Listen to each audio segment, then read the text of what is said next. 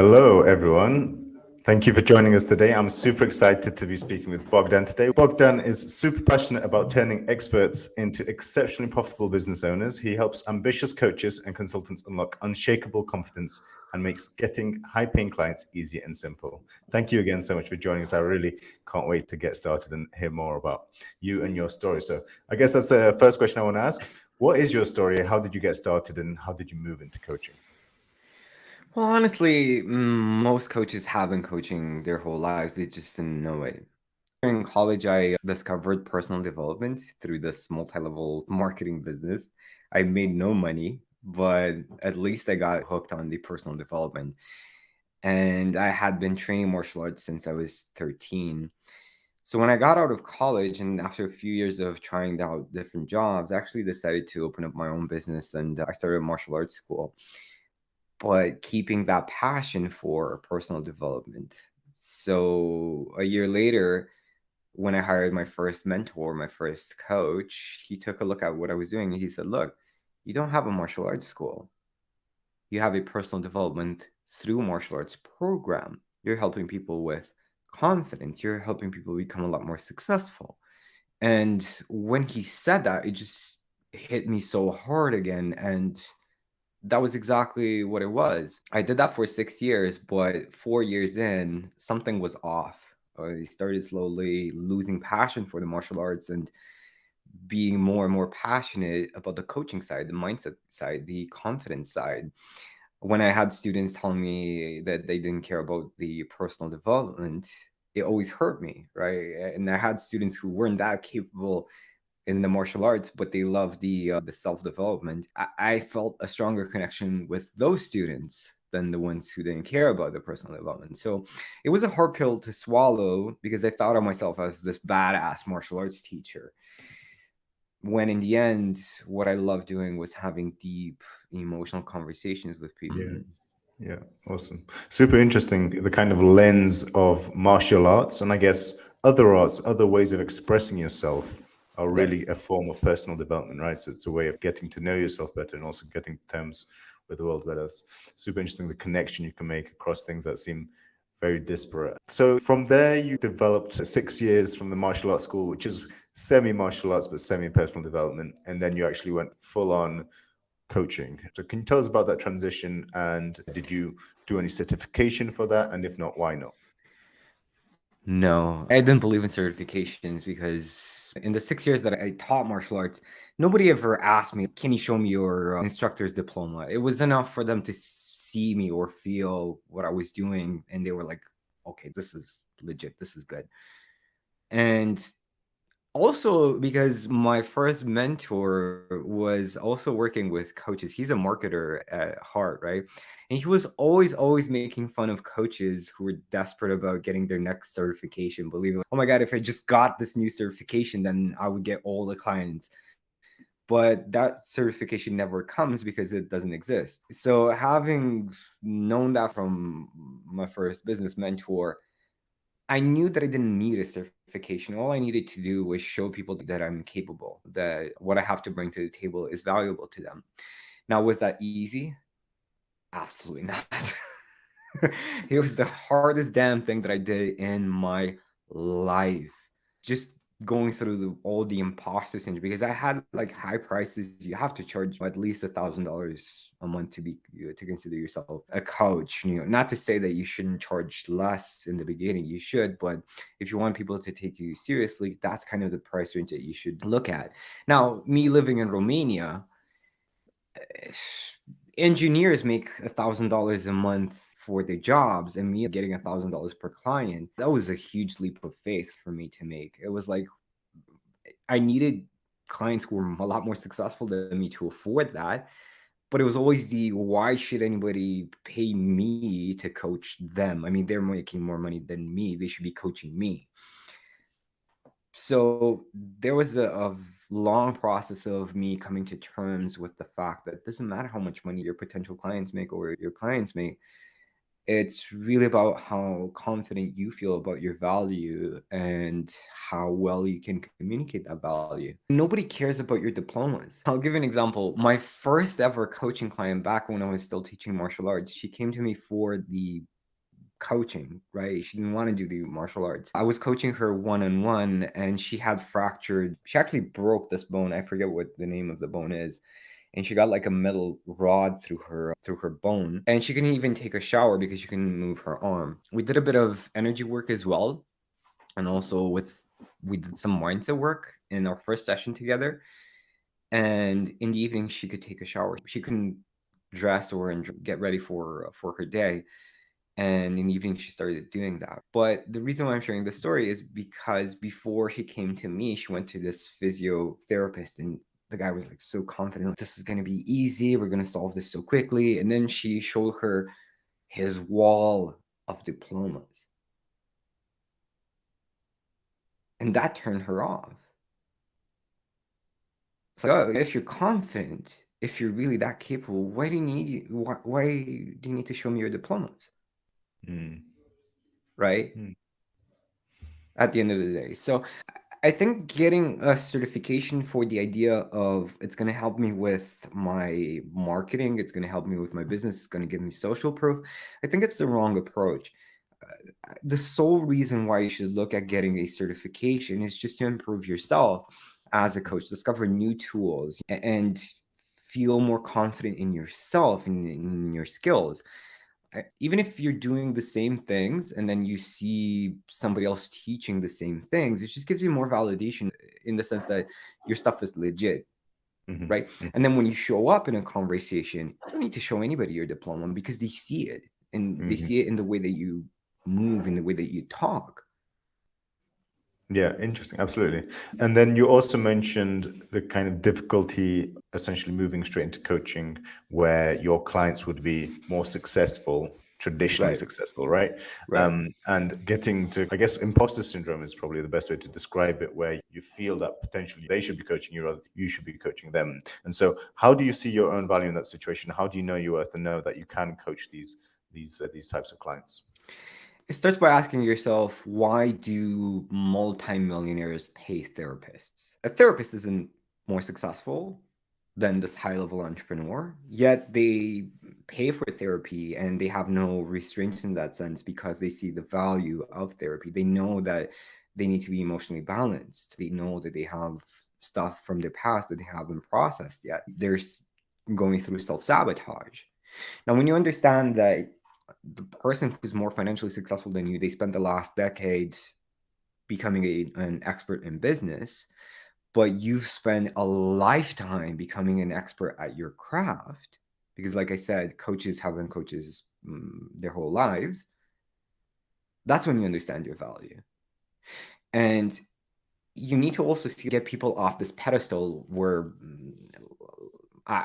this is something that I used to do. I was looking up to people when in fact, it's not that somebody's higher or lower, that you're lower than somebody else. They just have certain things in their lives figured out, but certain things they don't. And that's where you come in. That's where you fill in the gaps, let's say, with your knowledge. That's the value. And let's say somebody has 80% of their lives figured out, right? You come in with a 5%. That 5% contribution to the right person in time is worth millions, not just in money, but in impact.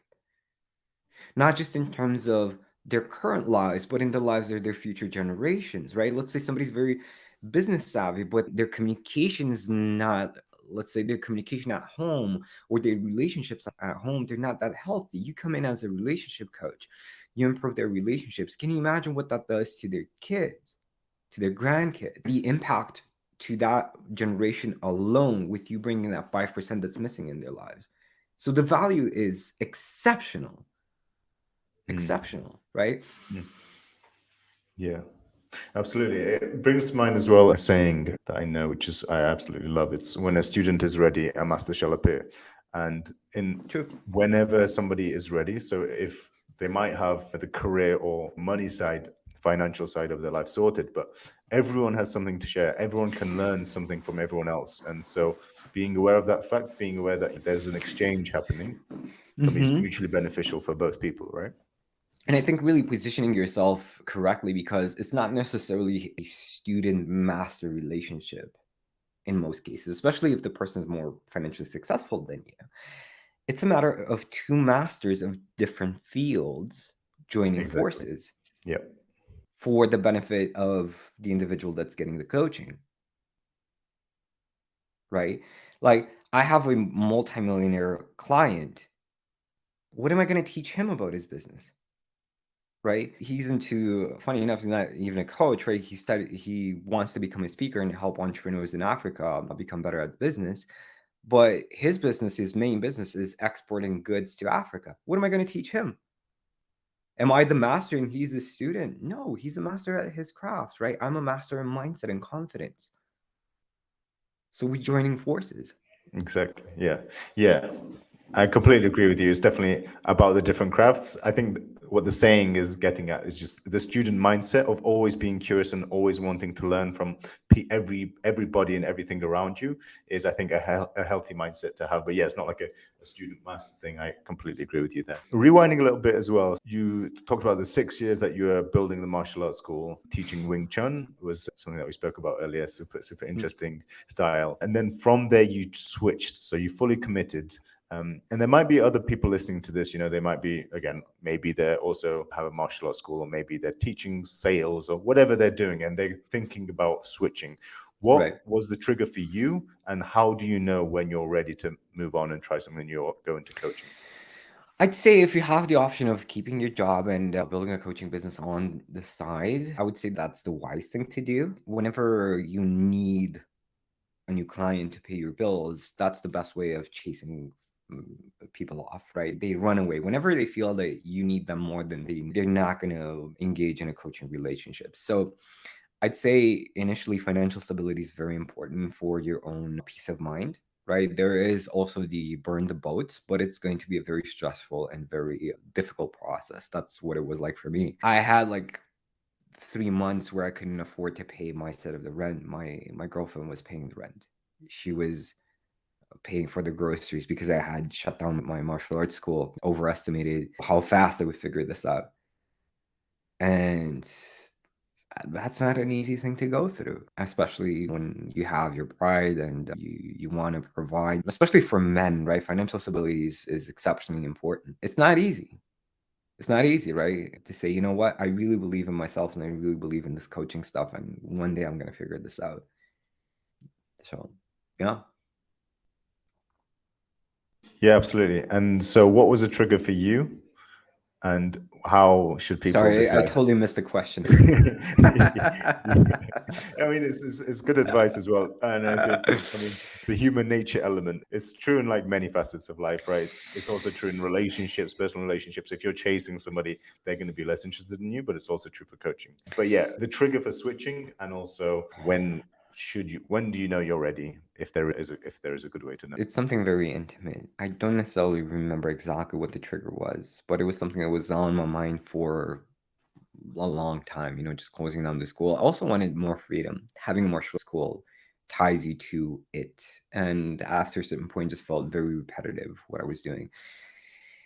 And I think the decision to move fully into coaching was about a year before I actually did it. So it wasn't like enough is enough, I'm just going to close this down. I built up to it. I think that was the first part of the question. Simple answer is build it on the side, keep your job when your income from coaching is just as much or double what you're making from your job. It's safe to move, right? That would be the smart way.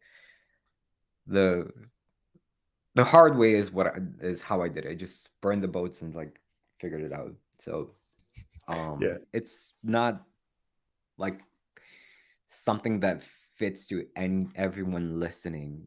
When you know it's time. And you mentioned that it was the most difficult thing you've done in your life. Yeah. And I think we've spoken as well about the fears that were at play. So can you talk about that? Why was it so difficult? What were you dealing with, and what did you have to overcome? Not understanding marketing, not understanding how to sell, not understanding my niche, who I truly wanted to target, not finding the right type of support. I started with this coaching program. It was like, I think it was how many people? 1,300 people in the group coaching, but less than 5% actually had results because the approach was cold outreach, close them in the first call, very aggressive way of selling. It helped me for the time. At the time, it got me my first clients, but I absolutely hated my life. We were all coaches and consultants, were wanting to become coaches and consultants, but their mindset program wasn't that good. The mindset aspect wasn't that good. Nobody really knew how to teach you to really understand your value, what you bring to the table, and the fact that yes, mindset work is valuable to more people. So just this, what made it super, super hard was me not understanding my worth, the worth of my work, right? It being more valuable than I saw it, and just me coming to terms to that, right? Because most of the times people see you a lot more capable and a lot more valuable than you see yourself. So falling in love with that is sometimes painful, but rewarding. Yeah, yeah, I think it's definitely difficult to see your true worth. And regarding that, are there any ways do you speak to friends and people around you to understand your own worth, or what's the best way to come to terms with that? I think the breaking point was I started this weekly coaching call with several coaches, and somebody said, I'm a natural born leader. And my first knee-jerk reaction was to say, yeah, I'm a natural born leader, because when I was a kid, I felt like I never fit in and I felt like this outsider. And I feel like the only way to feel comfortable is to lead the group because I'm kind of in control, right? But then I thought to myself, wait a second. This person is giving me a genuine compliment, right? She's seeing something that maybe I'm not seeing. Why am I resisting how people see me, how people perceive me? Why am I trying to play it, to downplay it and say, no, this was because of some trauma that I had and blah, blah, blah, blah. I said, this is silly. So when I had that clarity, I owned up to that and said, look, this is here's the truth. Here's what I'm actually doing right now, telling you that it's because of the trauma. And they're like, yeah, congrats for finding that. And also friends, telling me that I'm a lot more capable. But that was really the tipping point. Because like when friends say it, it's like, yeah, of course they say it. They're your friends. But when some strangers who just met you say that about you, and they're also coaches, they're experts in people, then it has a different weight to it. Absolutely, yeah. It goes into some advice that Jordan Hardgrave shared in a previous episode, where he said one of the things he does before a session, especially if he's feeling down, is he has a document of all the testimonials, all the people who have said, Yeah. thank you so much for helping me out. This is all the things that I've been able to do. Like just reading through that, reminding yourself that I've helped tens of people to overcome so much. Like, it's hugely confidence boosting. Yeah, I agree. It's a powerful tool. Awesome. And talking about confidence and mindset, which is your main area, the main focus, how you really help drive fundamental change in your clients' lives, how would you recommend people who sell the less quantifiable changes or transformations? What's the best way to package that into a way that is appealing and compelling for your clients? Curiosity and giving people an experience with you, or multiple experiences with you. I mean, selling something like marketing, you can share the numbers, right? The before and after. That's great. But selling something that's intangible, it's something very intimate to people. And people will always feel like, even if they listen to more case studies or more testimonials, there's going to be this, my situation is a bit different. Will that work for me? I believe that the best way to do it is to actually give experience without expectation. Keep in mind that the people should also be qualified, right? In that sense, they should be like, you should really think of your ideal people you would love to have these conversations with, that you would love to serve, even if you get a client or not, and just give them an experience with you, have them feel it, right? And we used to say in Wing Chun, it's not seeing is believing. Seeing is believing would be you seeing the testimonials, case studies, and blah, blah, blah. It's feeling is believing. When people experience an emotion with you, be it freedom, be it confidence, be it release, That's when a powerful connection is established. That's how you make the intangible tangible to them. Powerful, powerful. Yeah. The Maya Angelou phrase, people might not remember what you said, but they will always remember how you made them feel. Absolutely. Yeah, 100%. I think the sensations and the feelings that you can arouse and provoke really make the difference. And I think there's also one thing you mentioned about the people that you want to work with. And earlier on, you said that one of the struggles you had was figuring out your niche or niche for the American listeners. What's the best way to go about this? And for your kind of services, is there a different specific segment Right. or audience? You can easily figure that out with one question. But that question needs context. The context is successful people do one thing for a very long time and they do it really, really well. Right. And the only way you're going to do that is by you having lots of passion for that group of people, where basically it's an exchange. After having a conversation with your ideal person, you're more energized after that conversation. When it's the wrong person, you feel drained. Right. So the question is, if you could only work with one group of people and be just as passionate to work with that group of people after 10 years, or even more passionate about that group of people, who would they be? Awesome. I love that. That's the perfect question to help you hone down exactly on your target audience. Awesome. I really like that. And speaking of the mindset shift that you again help people go through, and the importance of mindset and success in general, the consistency and everything like that, I think you had some interesting short stories that we spoke about earlier. I'd love for you to share them. One with your father. I think it was a super Yeah. interesting one for the audience. My father was getting ready to sell the business. He was burnt out and he felt trapped in the business. He was saying that he was going to get a job. That's not my dad. I didn't exactly know how to approach this, but one day I had to sit him down in the kitchen, and he just came from his business and we had lunch together, and he was complaining about how exhausted he was. And I said, look, here's the thing. The business is not the problem. You are. Can you imagine? My dad was shocked in that moment, right? I was like 23. So I sat him down and I said, look, you're thinking like an employee in your own business right now. You're the one doing everything. You're telling me that you can send somebody to pay the bills for you, that you had to run around everywhere. It's like, that's not your job. Your job as a business owner is to step back and look at the big picture. Look at your business as like this control panel. And you're like, okay, if I turn this knob, this is going to happen. If I improve this, this is going to happen, and stuff like that. And my dad nodded and he said, what the hell do you know? You're just a kid. Classic. Yeah. And I said, yeah, I'm not telling you the stuff from my own experience. I'm sharing from the experience of the people that I'm reading, the people who are experts in business. And it took my dad like a year to really internalize this insight. He finally hired someone, delegated most of his tasks, got his freedom back, got his peace back, and now his business is doing better than ever. His business is making more money when he's not there than when he is. Funny enough. Yeah. It's always the way. But there's also, it wasn't as simple as that. I remember there's also a dip in the middle before the rise. Yeah, my dad's biggest fear in terms of delegating his tasks was that the person would steal from him. And of course, life has a great way of you facing your biggest fears, and that's exactly what happened, right? After a few years, he caught the guy just stealing from my dad. My dad was very disappointed because he was this young kid, right? And he was hoping to prepare him to take over the business. And when that happened, he was deeply, deeply disappointed.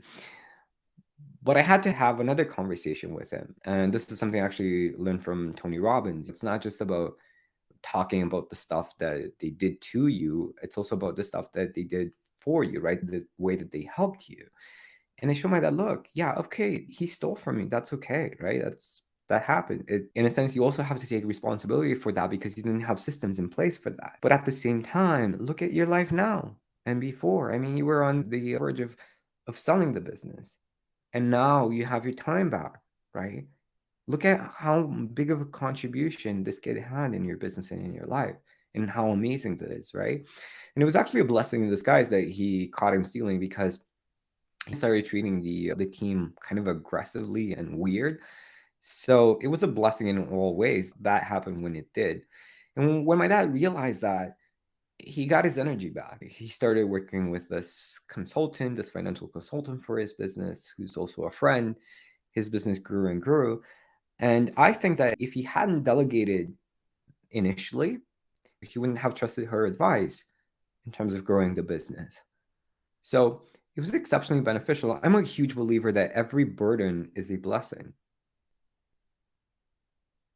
I think it takes true mental strength to be able to turn what appears as a burden into a blessing. But there's a huge value in it, of course, because when you turn failures or mistakes or whatever you want to call them into lessons and learn from them and improve and get better, that's when you really have the power. And that's when you're in a position of controlling what happens more so than just being the recipient of whatever the circumstances are. You know what really, really sold me on this? Michael Singer's book, The Surrender Experiment. He talks about how every single thing there appeared to be this huge obstacle, this huge, unexpected negative thing that just happened. How every single thing like that happened was a huge, huge blessing.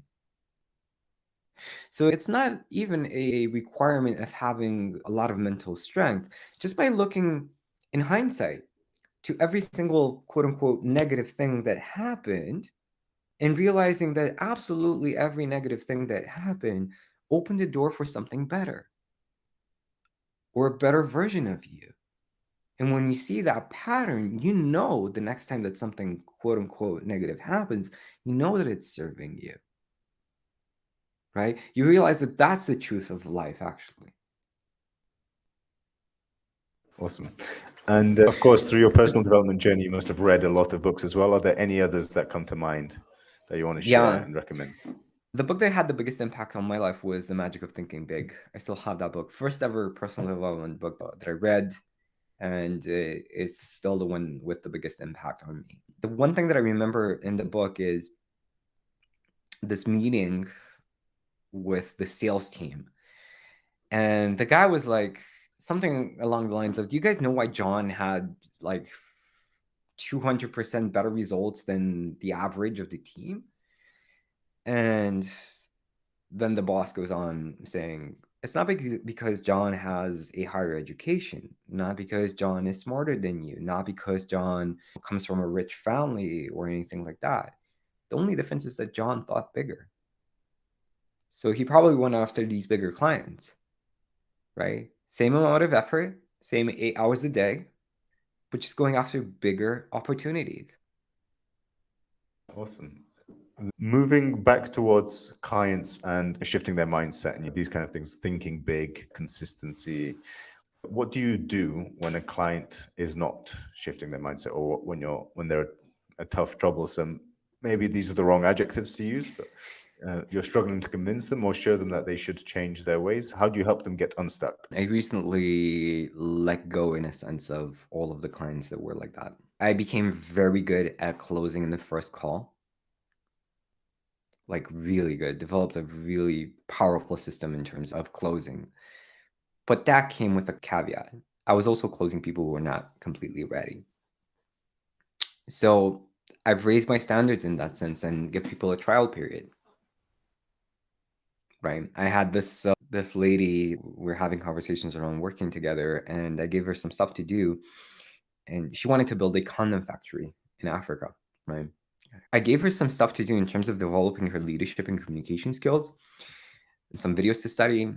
She studied like completely like different set of videos. She's like, oh, the videos weren't that relevant to me. Well, of course, because they weren't the right ones, right?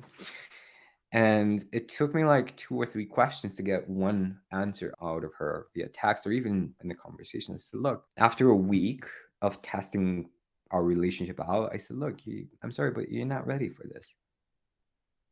Right? It's not the right time for you. We can have a conversation again in 3, 5, 6 months. That's okay. But right now, you're not ready.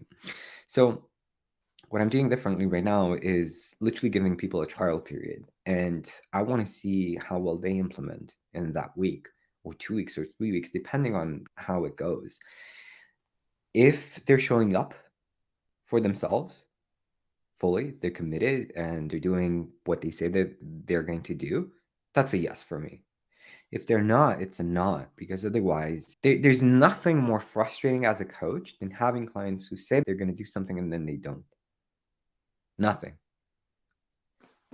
Yeah, I've heard this over and over again with many different clients, especially many different coaches, because of course, as a coach, when you want to help us with transformation, and of course, if somebody is not willing to take the steps, then in the wise words of Morpheus, you can only show them the door; they have to walk through it themselves. So, Yeah. yes, and I think it echoes your point that you made earlier of you should really work with clients that you love and enjoy working with, that give you energy. If you're being sapped away of all of your energy because you're trying to convince people to do things, then it's not beneficial for you or them. And this is valid also with team, right? When developing your team, people will say, like, on the surface, they will look like your ideal team members or your ideal client. Give them a period to actually walk the walk, show that they can do or that they're willing to do exactly what they're saying that they are. Awesome. And then I want to ask you a question that I've stolen from Tim Ferriss' show, of course, another great podcast. So the question is, if you had a billboard that would be shown to as many people as possible in the world, and you could put one message on it, what would that message be? A billboard to as many people as possible? Yeah. It would be a mirror with the text, "You're stronger than you know." You're stronger than you know. Awesome. Thank you so much, Bogdan. It's been a pleasure to have you. Our listeners can find you, of course, on Pensite at pensite.com/x/Bogdan Rosu or Rosu. Is there any, I always love your pronunciation. I always try with my East European friends. So yes, and Well is there done. anywhere else that people can find you and maybe a special offer? I would love people to check out my YouTube channel. I'm playing around with these funny sketches with characters addressing challenging topics like imposter syndrome, like clients ghosting you, like not feeling confident about getting clients. And I would love people's insight in that sense, their thoughts on these sketches. Should I do more of them? What they enjoy? What I can improve? YouTube is a big goal for me this year, a big focus. I want to become a better storyteller. And the way that I can do that is also, like, a strong way to do that is through your feedback. So I would really appreciate you checking that out. And if you want a bit more help in terms of your confidence to get more high paying clients, unlock that new level, I'd be happy to help. You can go to my website. It's www.bogdanrosu.biz. BIZ. The video in the website is like a role play between two characters. You're going to get a sample of that. It's not going to be a sales call. We're going to be diving deep. You are going to find a version of you that has been lying dormant for some time, a version of you that's comfortable with doing uncomfortable things, a version of you that knows that you're ready for the next level, a version of you that shows up confidently in all sales conversations and in all coaching conversations. So I'd be happy to open the door to that version for you. But just like Morpheus said, you're going to be the one walking through it. Terrific. Once again, thank you for joining me today, Bogdan. It's been an absolute pleasure, and look forward to speaking soon. And thank you all for listening. Cheers. Yes, appreciate you. Thank you so much. We hope you enjoyed this episode. We'll be releasing new ones every Wednesday. Make sure to subscribe and rate us 5 stars on your favorite podcast platform to give other people the chance to discover us too.